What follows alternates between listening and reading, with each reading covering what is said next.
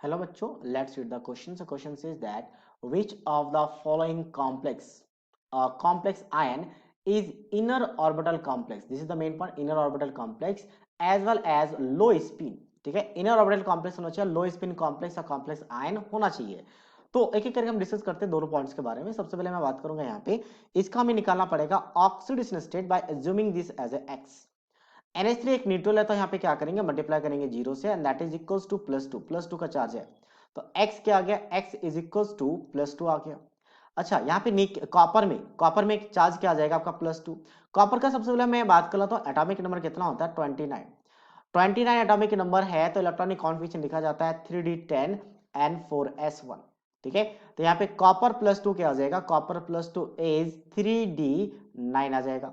दो इलेक्ट्रॉन्स हम रिमूव करेंगे यहाँ से तो 3d9, तो 3d9 में हम क्या करेंगे, 9 इलेक्ट्रॉन्स को फिल करेंगे और NH3 एक स्ट्रॉन्ग लिगेंड है, स्ट्रॉन्ग लिगेंड है। तो यहाँ से 9 इलेक्ट्रॉन्स को फिल करने के बाद क्या बनेगा आपके पास, कुछ इस तरीके से बन जाएगा 9 इलेक्ट्रॉन्स।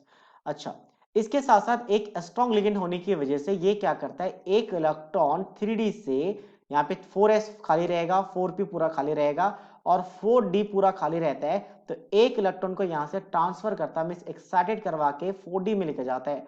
तो इस केस में क्या बनाता है, इस केस में आपके पास इनर ऑर्बिटल कॉम्प्लेक्स बनाता है, इनर ऑर्बिटल कॉम्प्लेक्स। ठीक है, तो ये आपके पास एक इलेक्ट्रॉन यहाँ पे चला गया, तो एक इलेक्ट्रॉन यहाँ पे जाने के बाद ये इनर ऑर्बिटल कॉम्प्लेक्स बन जाएगा कुछ इस तरीके से। अब लिगेंड 4 है तो 4 के लिए यहाँ पे एक ऑर्बिटल ये यूज कर लेगा, बाकी 3 ऑर्बिटल यहाँ पे यूज करेगा। ठीक है, तो टोटल क्या बन जाएगा, एक डी, एक एस और दो पी, तो DsP2 जो कि स्क्वायर प्लेनर होता है शेप में, स्क्वायर प्लेनर में शॉर्ट में sp लिखूंगा।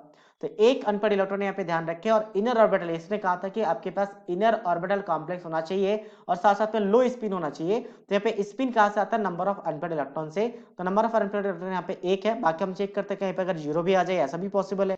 सो नेक्स्ट हम बात करते हैं बी, इरिडियम है। इरिडियम में क्या होगा, IR। एक काम करते हैं, पहले ऑक्सीडेशन स्टेट निकालते हैं इसका। x मान लेंगे प्लस 6 टाइम्स ऑफ f का -1 होता है इज इक्वल टू क्या आ जाएगा, -3 आ जाएगा। तो x इज इक्वल टू क्या आ जाएगा, x is equal to +3। So x is equal to क्या आ जाएगा, +3 आ जाएगा।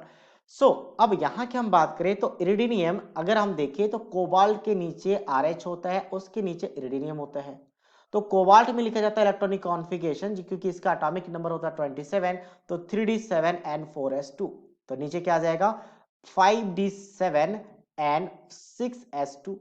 तो +3 का चार्ज का मतलब क्या, 3 इलेक्ट्रॉन्स का रिमूव करेंगे तो क्या बन जाएगा, IR पे +3 का चार्ज, मतलब 5d6।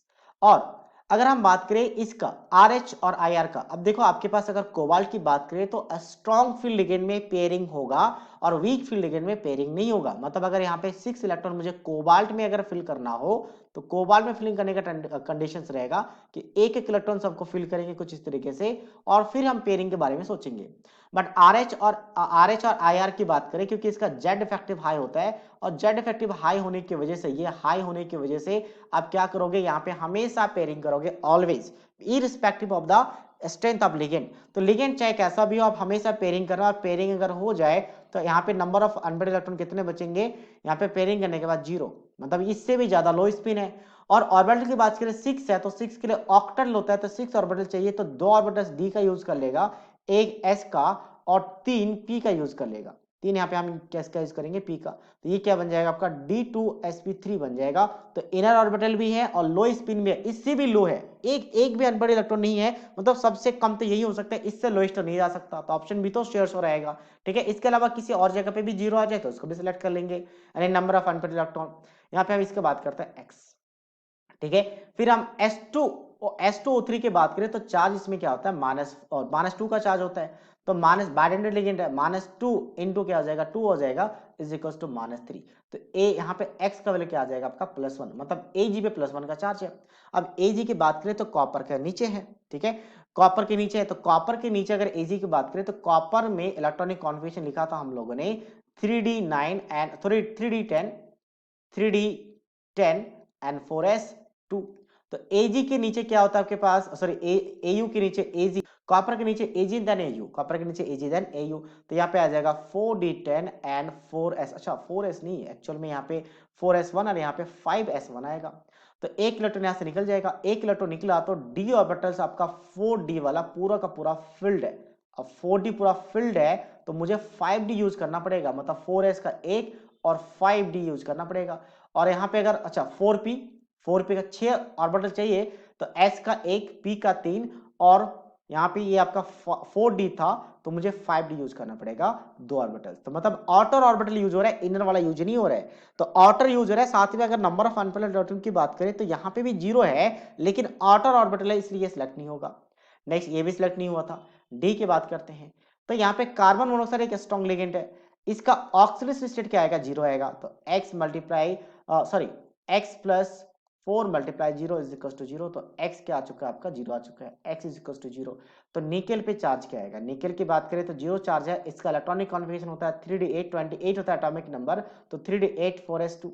अब स्ट्रॉन्ग लिगेंड होने की वजह से जो s वाला ऑर्बिटल के इलेक्ट्रॉन्स है उसको भी d में लेकर आ जाता है, और d में आने की वजह से 3d ऑर्बिटल पूरा का पूरा फिल्ड हो जाएगा। तो इनर ऑर्बिटल कॉम्प्लेक्स बना नहीं सकता क्योंकि जो 3d वाला ऑर्बिटल्स है वो वैकेंट ही नहीं है। So that means outer orbital complex बनेगा, एक s आ जाएगा और 3 आपका p आ जाएगा, तो sp3 बन जाएगा इसका आपका, तो sp3। तो एक ही ऑप्शन आपका सही था, that is B. So B is the right answer of this question. I hope you understood it well. All the best.